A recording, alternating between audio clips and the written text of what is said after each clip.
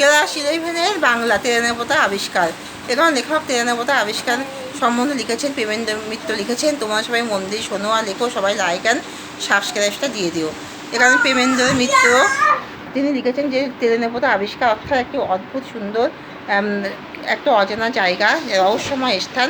বাসে করে গিয়ে আবার তারা বাসে করে আবার কিছু দূর যাওয়ার পর যখন ফিরে আসতে চাইছেন, তখন সেই দুর্গম স্থানে অন্ধকারে একটা গরুর গাড়ি আসছে, পাতাল থেকে কোন বামুনের দেশ থেকে আসছে, এবং সেখান থেকে একটা যেন সেই অন্ধকারের মধ্যে একটা যেন শব্দ নিংড়ে নিংড়ে আসছে, এবং একটা ক্ষীণ আলো সেই গরুর গাড়িতে দেখা যাচ্ছে। গরুগুলি খুবই ছোট, গাড়িটাও ছোটো, ফলে কোনো রকমে বসে সেই দুর্ভেদ্য রহস্যময় স্থানে মাছ ধরার জন্য এক অজানা গ্রামে প্রান্তে লেখক গেছেন, এবং সেখানে তার যে অদ্ভুত স্মৃতিচারণা হয়েছে প্রকৃতির সেই শোভামণ্ডিত স্থানে পুকুরে মাছ ধরার সময় বহু এবং সেখানে ফড়িংগুলি সে ঘুরে বেড়াচ্ছে, মাছরাঙায় বিদ্যুৎ, সব কিছু মিলে সে অজানা গ্রামে আর জামিনী নামে এক অপরিচিত মেয়ের সাথে দেখা, তার অদ্ভুত রকম চাহনি, যেন শান্ত নীরব ধৈর্যশীল সেই মেয়ে, সব কিছু স্মৃতিচারণা এবং সেই অদ্ভুত গ্রামটি অজানা রহস্যময় এক দুর্ভেদ্য স্থান, জনমানবহীন সেই স্থান লেখকের স্মৃতিতে যেইভাবে উজ্জ্বল হয়ে আছে, এইভাবে কিন্তু তেরেনেপোতার এক অদ্ভুত আবিষ্কার সম্বন্ধে তার